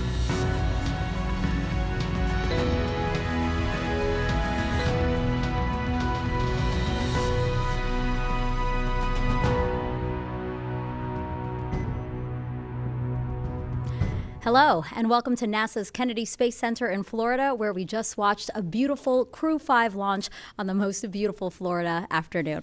I'm Megan Cruz with NASA Communications, and you are watching the post-launch news conference for today's mission. So let's jump right into it. We have first Kathy Leaders, Associate Administrator, Space Operations Mission Directorate here at NASA headquarters. Steve Stitch, Manager, Commercial Crew Program, NASA's Johnson Space Center in Houston. Joel Montalbano, Manager, International Space Station Program at NASA Johnson. Also Sarah Walker, Director, Dragon Mission Management, SpaceX. Hiroshi Sasaki, Vice President and Director General, JAXA's Human Spaceflight Technology Directorate. And Sergei Krikalev, Executive Director, Human Spaceflight Programs, Roscosmos. Thank you all for being here. Now we're going to start with some opening remarks from each of them who I just introduced, and then we'll take questions from reporters. So Kathy, go ahead. Oh, wow, what a beautiful launch. You know, it was nice to not be fighting the weather as we were heading into the count. And so actually we were all sitting there and things were looking really smooth, and I don't even think we had the weather up in Fire Room 4. So that was really enjoyable. But I think it was wonderful to see just how excited Nicole and Josh and Anna and our seasoned veteran Koichi were as they got on orbit. I mean, just once again experiencing that being in space. And for us, it's always great to see that launch go through and see the spacecraft operating safely. Finally, you know, these are real human endeavors, and there's a team here that had to recover from the hurricane last week, get the Kennedy Space Center back open, get things cleaned up, get us ready to go, and the fact that we're here today is a testimony to all that work that team did. So I would really like to thank all the folks that worked so hard, and the SpaceX and NASA team that just carefully got us prepared for today. And now I'll turn it over to Steve Stitch. Yeah, thanks, Kathy. It's a pleasure to be here today. And as Kathy said, I guess I'm super excited with the launch today. The weather couldn't have been better here at the Kennedy Space Center. We didn't have to look at any weather on a monitor. We could just look out the window and see a beautiful blue sky. And really, it was that way along the ground track as well. You know, we talked about the abort winds at the staging location, and those were within limits today. So at our weather briefing at 6 hours prior to launch, we decided to go press into the countdown. What a great decision that was. The team did a phenomenal job working through the issues out of the launch readiness review. SpaceX recovered the drone ship to just read the instruction. That was ready. You saw the booster land perfectly on that. We replaced an actuator on engine 3, and that worked out great. Check that out. And then we got the fire suppression, a small leak fixed, and then we're ready to go fly. The vehicle is doing great on orbit. Dragon is doing well. Nose cone was open. Thrusters are doing great. All the systems are working fine. You could see Nicole and Josh and Anna and Koichi. They were all smiles and happy to be in space. They were so excited today. It's great to see them on orbit. And now we're going to focus the next 29 hours from launch to get them docked. And that docking time is 4:57 p.m. tomorrow afternoon Eastern. And so we'll really turn our attention to that phase of the flight. We're excited about the launch. We're excited Dragon's doing well, but we'll focus on docking and getting them safely docked to the space station. And now I'll turn it over to the Space Station Program Manager, Joel Montalbano. Hey, thank you, Steve, and thank you guys for being here today, and for those who are dialing in. Just an outstanding launch, as you've already heard, and it is awesome to have 4 new space flyers on their way to the International Space Station. These guys, as Steve said, will dock just before 5 p.m. Eastern time tomorrow. A hatch opening will be about 90 minutes later. It's just a little past 90 minutes for a hatch opening. They'll stay docked about 150 days. In 150 days, we'll have them doing human research experiments. We'll have them doing technology development. That's going to help us go past low Earth orbit and do further exploration, as well as they'll do some of our commercialization activities. As far as the handover between Crew-4 and Crew-5, it'll be about 5 days. Once the vehicle gets docked, we'll start working the details with the Commercial Crew Program and SpaceX on the actual weather, but we have a good handful of days of docked ops with the team. And with that, let me congratulate and thank our international partners, the Commercial Crew Program, and the SpaceX team. Just a fantastic day to be in human spaceflight. Over to you, Sarah. Okay. Thanks, Joel. I have very similar things to say as my colleagues and friends up here today, so maybe I'll keep it short. But yeah, it was an incredible day to launch Dragon and Crew-5 to the space station. We're so excited to see Nicole, Josh, Koichi, and Anna start their mission on board the orbiting laboratory. Someone reminded me as I was walking in here today that this mission actually marks 30 humans that SpaceX has sent to space. My life flashed before me kind of on hyperdrive, right? It feels like yesterday that Bob and Doug were driving up to the pad. That was May 2020, the first humans that SpaceX had the privilege of launching, and here we are, the 30 humans in space. Today, Falcon 9 launched Dragon into a nominal insertion orbit. That was about an hour and a half ago. And then that first stage booster, as Steve said, returned to just read the instructions, our drone ship, which was stationed out in the Atlantic Ocean. It was actually happened to be a first flight booster, so it will be returning to shore soon for many more flights ahead, hopefully in the near future. Meanwhile, on orbit, Dragon has completed its initial on-orbit checkouts, and soon it will start performing a series of burns that will help it catch up with the International Space Station for docking tomorrow. It's about a 29-hour flight. Once safely docked, my team's focus is going to be fully on bringing the Crew-4 crew home safely to their friends and family in about a week's time after that. So we'll continue to watch the weather.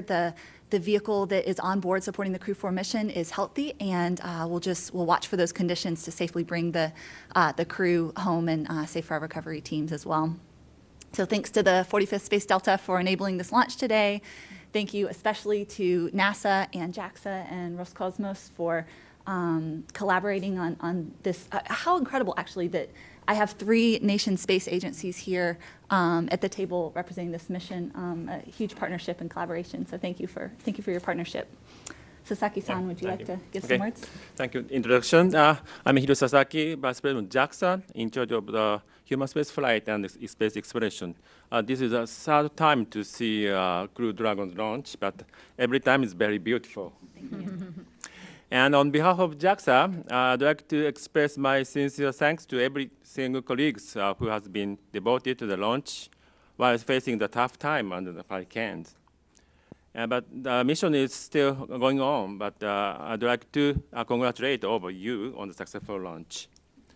And I'm sure that Crew-5 mission is a symbol of a strong international partnership, and its importance is recognized, especially in the tough time we are facing now.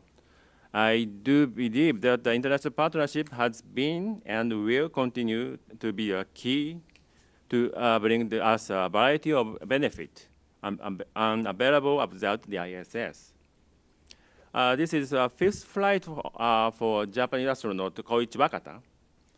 He has rich experience in space, and I hope he transfers his experience to his colleague astronaut and create fruitful outcomes in the ISS with them, which are indispensable to our life on Earth and future exploration.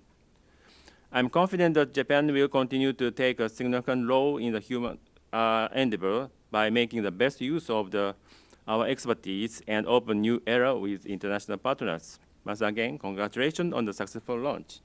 I'd like to pass Sergei Grigoriev, Russian colleague. Thank you very much. It's difficult to add something to what was already said. I just want to say that we start new phase of our cooperation, start to do this exchange flight, because just a couple of weeks ago, American crew member went on Russian Soyuz spacecraft on the station, and now Russian cosmonaut Anna Kikina is member of this crew, and they are going to be on the station very soon and join together and keep working together. But starting that we start new phase, I want to mention that we just continue what was started many years ago in 1975 when Apollo-Soyuz crew worked together, and now we continue our cooperation. And also, I want to say that, of course, we celebrate a successful launch, but for the crew, it's just beginning of the mission. They need to dock tomorrow, and then they have many days of very interesting phase of their flight, new experiments, and I hope that all this flight would be successful. I would like to wish for the crew successful flight and good mission. Thank you, everyone, for those opening remarks. We'll get into the questions now. We have some reporters here in the room, but also we have some reporters over the phone. If you are on the phone and want to get into the question queue, don't forget to hit *1. And to get to as many of you guys as possible, please ask one question. Let us know who you'd like to answer that question, and then we'll try to go around to see if anybody else has some other questions. So I saw the first hand over here. Oh, right over here, actually, right behind you. She doesn't like me. Trying to be fair. Well, good afternoon. I'm Tom Costello with NBC News. Again, congratulations on yet another great launch. To Sergei from the Russian Space Agency, I know you addressed this a few days ago, but in this setting, now that we have a television camera, how committed is Russia to this international cooperation, to the space station, and how long will you be a partner with the United States, with Japan, with Canada, with the international partners in this program? This is two questions in your question. Basically, for how long, it depends on many things, and technical things would be probably primary. But talking about cooperation, I think we start to cooperate, as I said, many years ago, more than 40 years ago, and we will continue our cooperation as long as I can imagine. Okay, and then right here. Yes, right here. Hi, I'm Jim Siegel. I'm with NASATech.net. Congratulations to all of you and your teams for a great launch here today. I believe I have a question for Sarah. I believe that Crew-4 had a investigation concerning artificial retinas.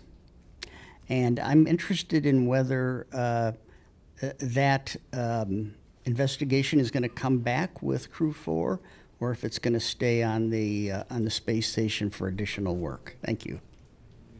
Yeah, let me take a run at that. That is true. We did do the retina experiment, and the cool thing about that is the results of that are going to help restore sight. The goal is that you take that information you use, and then you make a step closer to restoring sight for people that have lost it. I believe we returned some of that work on a cargo spacecraft. I thought SpaceX 25 returned some of that, but let me go verify that, and we'll close the loop with you on that. Okay, thank you. I saw Marcia's hand here on the first row. Marcia Dunn, Associated Press for Sergei. How does it feel for you being back here launching cosmonauts again from Kennedy Space Center? You were the first, after all. And also for your staff in Moscow, has the war been a distraction for them? The longer it goes, do you worry about them being distracted or having their work impacted by what's going on around them? Thank you. Crew, which is flying now in space, which just launched in space tomorrow, they have a pretty tight schedule. They have a lot of assignment, and they will do what they're supposed to do. They were trained for that. So I hope distraction from what is going on the ground would be minimum, because we are trying to focus on scientific tasks, on engineering tasks, and crew will do what they're supposed to do. As for me, as I said, I was very pleased to be here again. I remember being here a long time ago when we start previous phase of our cooperation, when we start to do our shuttle missions, and then Mir shuttle program, and then construction of International Space Station.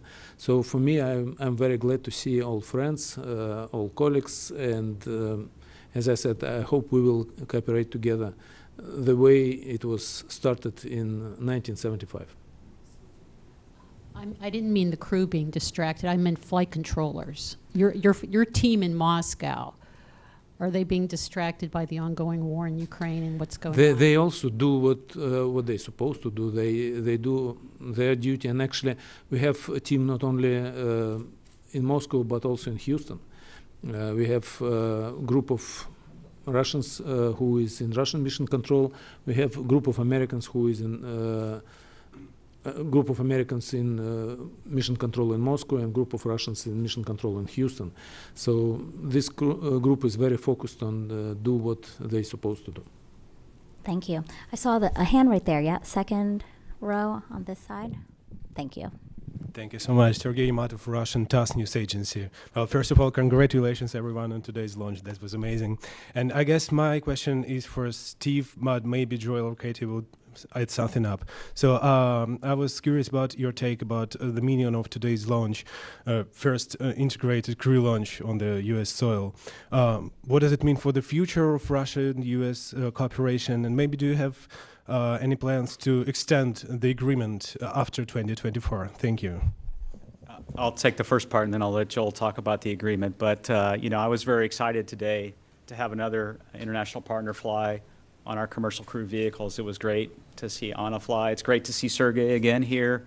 I got to work with Sergey a long time ago in Shuttle Mir, so it was neat seeing that colleague. And we're excited about continuing to fly international partner astronauts. We take these missions very seriously. Each one is a little different. And, you know, I was sort of thinking and reflecting back, this is now our 6th crewed launch in just a little over 2.5 years, and each is different. But then when we go about the preparation, it's the same for every flight. I think an example of that preparation was today. I don't know if you were following when we were closing the hatch, but we take some closeout pictures of the hatch, the seals around the hatch, and the team at Hawthorne saw one human hair on that hatch seal and spotted it very quickly, said reopen the hatch and let's get that hair off and make sure it was good. So that's what our teams are doing on the NASA side here at Kennedy, at JSC in partnership with SpaceX, and so it's a great team effort, and we're excited to continue to fly more and more cosmonauts and Japanese astronauts and ESA and our U.S. astronauts on our program. You know, from a cooperation standpoint, Sergey mentioned it a little earlier, you know, we've been cooperating with the Russian Space Agency since the Apollo-Soyuz. And the cool thing is General Stafford was at today's launch. He was in OSB-2 with us. And General Stafford has been, you know, he's leads the U.S. Review Commission that reviews the space station program on a regular basis. And he's been part of this process. So it was good to see that.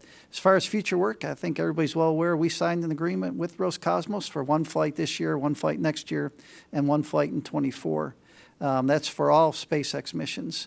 Once Boeing gets up and running, our plan is to continue this cooperation on the Boeing missions.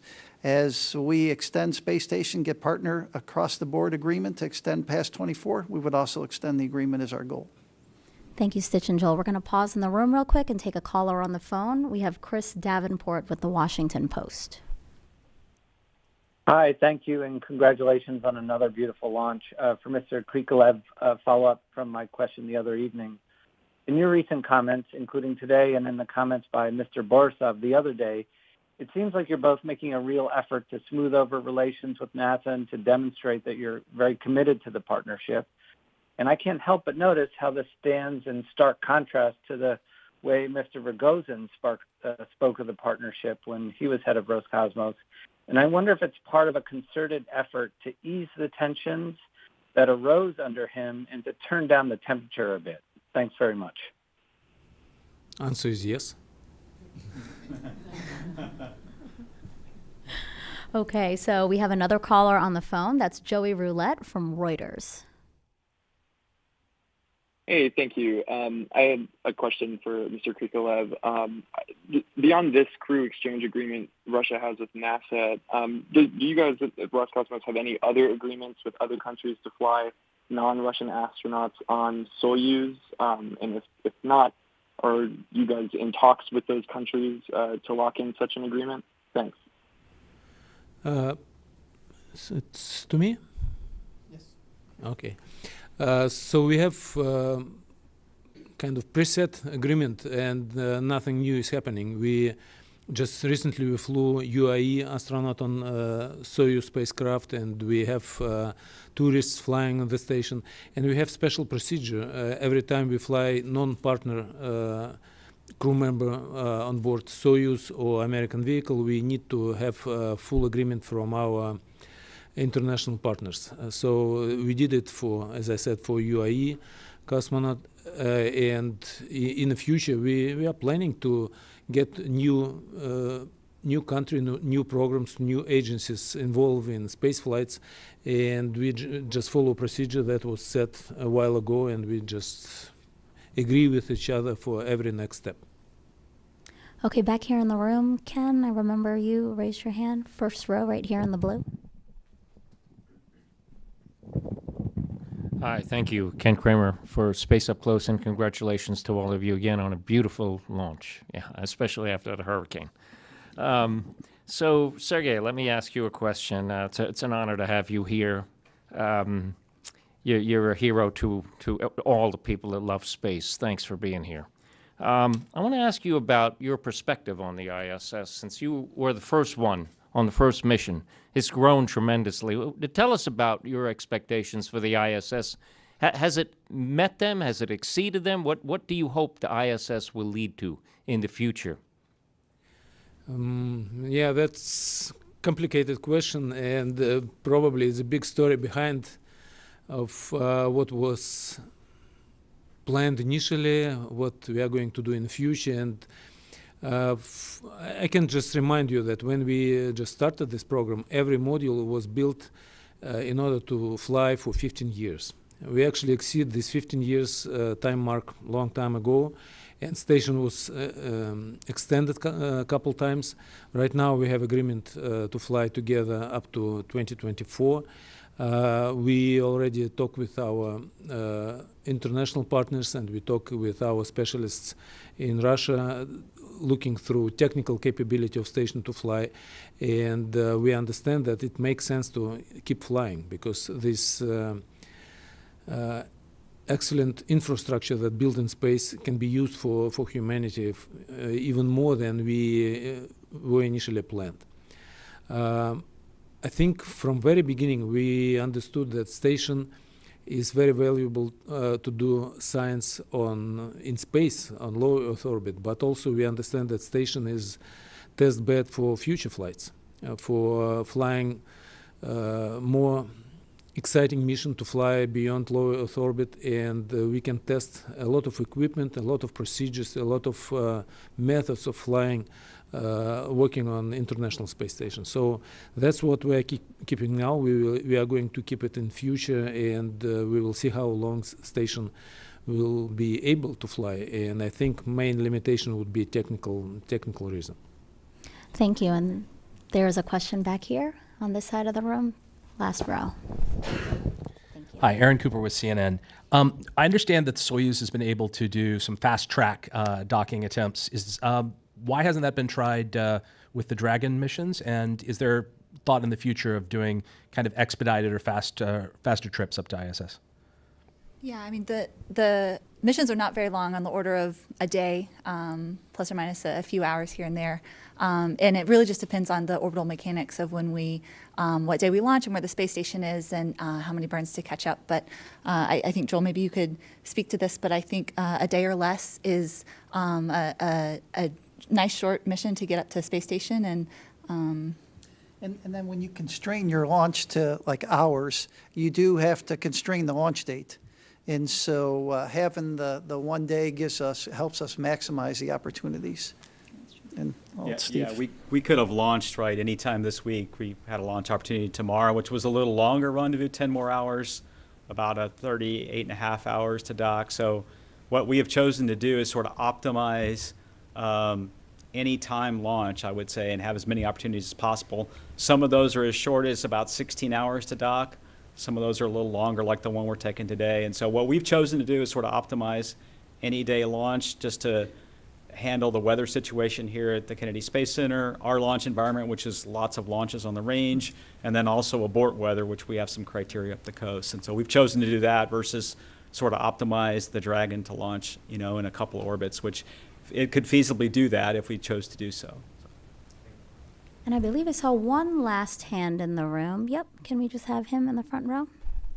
Yeah, hi, John McGill with Wyandotte Cable. This question's for Sarah. We've been getting used to previously flown boosters.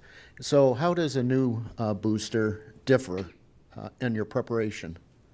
Yeah, there's not difference in the the checks that we do in preparing for the launch and certifying the booster. We have a production facility in Hawthorne in California, and we have a number of lanes of refurbishment capability here at the Cape. So there's different activities that we do, whether we're performing maintenance or we're building a new one, but this was more so just happenstance that due to the timing of this launch, this one was a new booster to come off the line, and we try to make sure that we have boosters ready to support our customers' needs. And from a NASA perspective, we like getting the new boosters. I mean, every time SpaceX puts a new booster in the fleet, they continue to make, I would say, safety improvements to the boosters, better inspections of this booster in some areas than we've had in the past in terms of looking at the hardware. There's some robustness in the aft part of the vehicle around the engines to keep the plume from those engines from coming inside. There's many things. Each booster that we get, I think we might get a new booster again later on in Crew-6. So every one of those, we see improvements to it. So we like the reflown boosters, but again, getting a new booster for us, get some upgrades and some safety improvements, which we appreciate on the NASA perspective. So.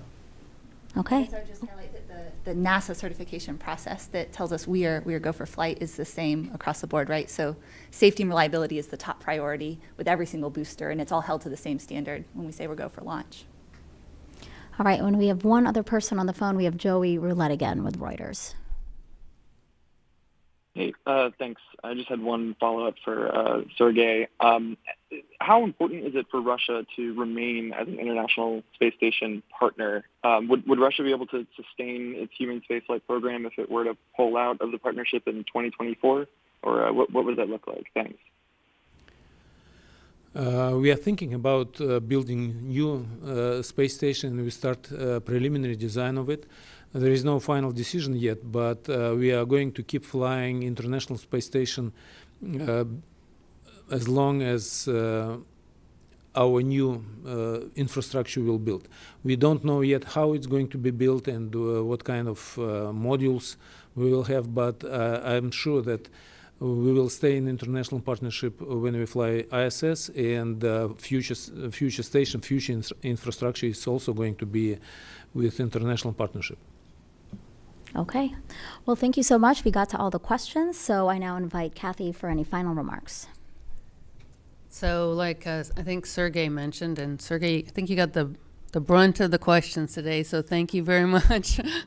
You know, right now, you know, we're just through one phase. So obviously great launch. We're very happy that the launch went so well, but now the team's really focused on getting the crew safely to the ISS.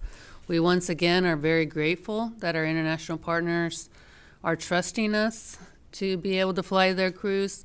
And we're also very grateful that SpaceX continues to be such a great partner for us and continue to fly our crews. And so looking forward to Nicole and Josh and Anna and Koichi safely reaching the International Space Station tomorrow, and I know Joel's got a whole list of things for them to do when they get on orbit. So keep watching, keep following along. Hopefully it'll be very calm and boring mission, and we'll get there. But also really, really, like I said at the beginning, want to thank all the teams.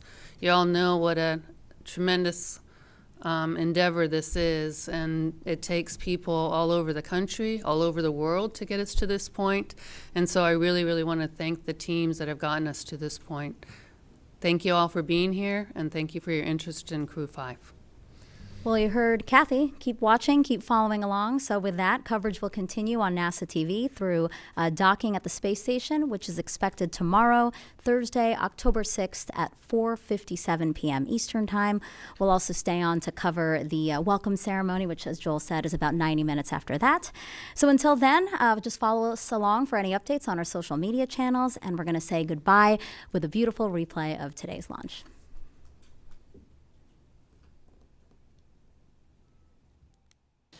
10, 9, 8, 7, 6, 5, 4, 3, 2, 1. Ignition, engines full power, and liftoff. Go Crew-5.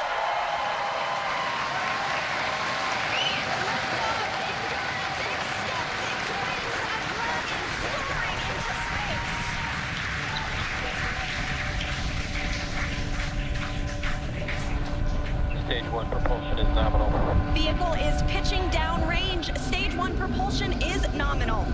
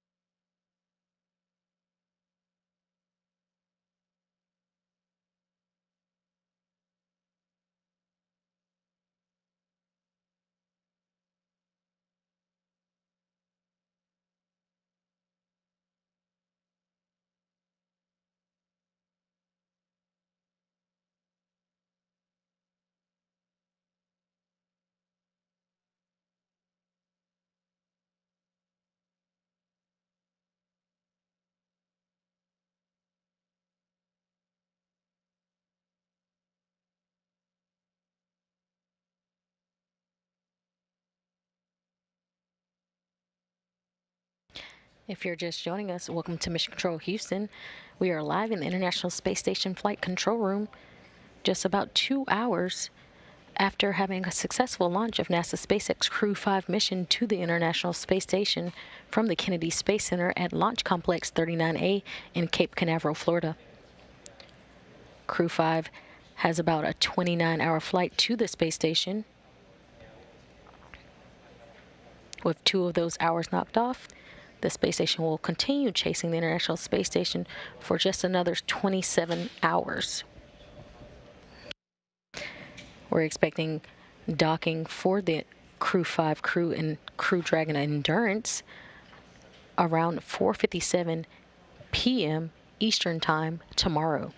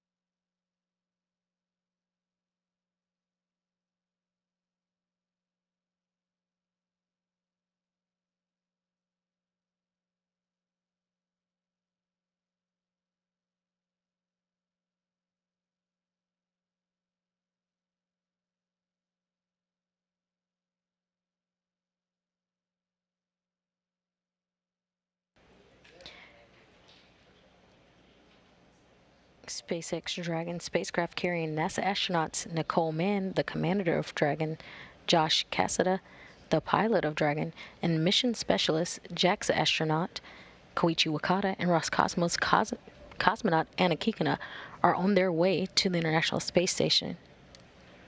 They have successfully reached orbit and have been chasing down the International Space Station for the past 2 hours.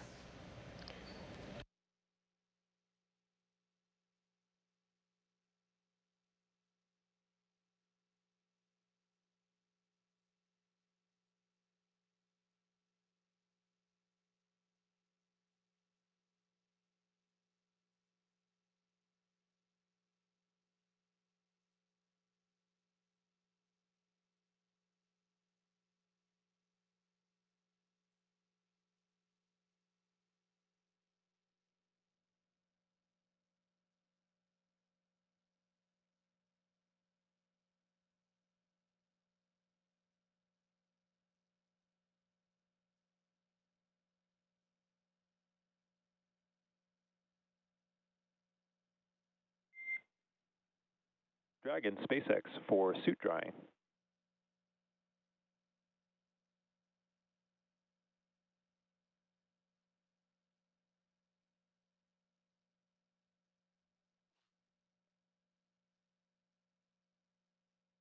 ahead, Mike. Hey, Nicole. We just had noticed that the suits have been on, or the suit fans have been on for over 20 minutes on there, so we just wanted to check in and make sure that things were still going okay. Obviously, you can keep going until they are dry, but in case you all forgot, we just wanted to let you know that the 20 minutes on our end had run up.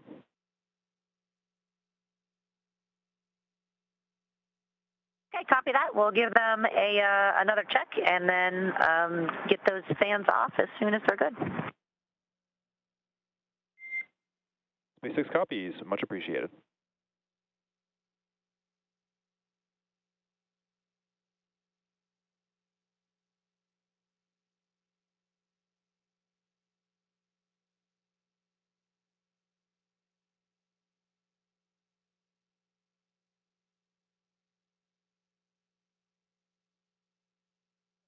You just heard confirmation from Commander Nicole Mann to the core out in SpaceX's Mission Control in Hawthorne, California. The core, or the crew operations resource engineer, Michael Blasco, relayed to the crew that the time has elapsed on the drying of those suits that they doffed.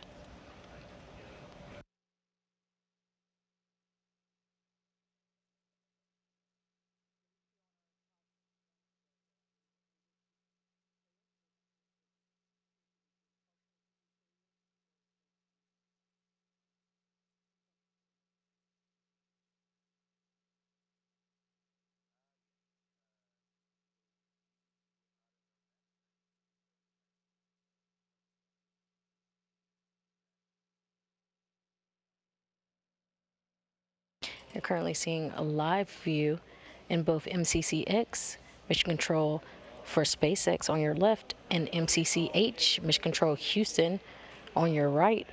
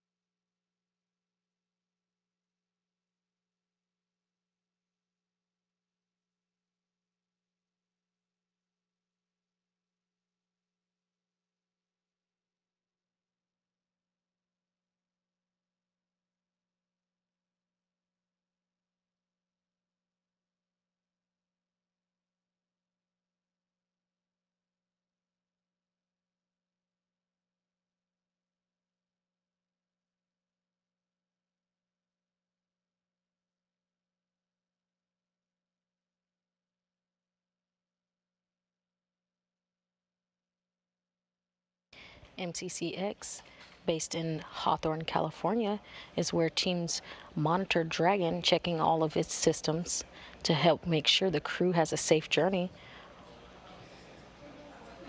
They also have positions or consoles, and the key 6 positions for monitoring the health of the vehicle and the crew. The mission director is responsible for mission success and is also in charge of the room, much like the flight director here in Mission Control Houston. The lead flight director for Crew-5 is Greg Whitney, who's currently on console and will be back tomorrow as well for docking of Crew Dragon. You see him here at the bottom of your screen. To his right is the capsule communicator. That's Leslie Ringo. She has the job to talk to the crew aboard the International Space Station. You heard me say core, or the crew operations resource engineer. That's based in Hawthorne, California. They are currently talking to the crew aboard Dragon.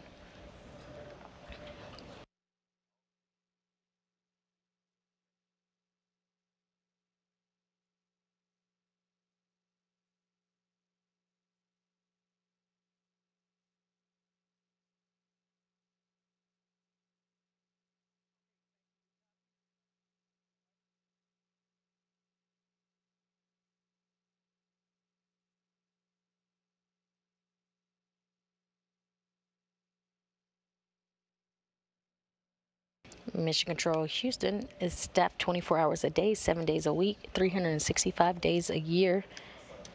Team members here are trained in a variety of disciplines and monitor all station systems. And again, that's the International Space Station systems that they monitor. These positions include Robo, which control the Canadarm2 for spacewalks. These positions also include Capcom and Flight Director, as we just spoke about. They also include ADCO, which controls the attitude or orientation of the space station. We also have a VVO, or a visiting vehicle officer, who monitors and works with the external teams sending spacecraft to and from the space station.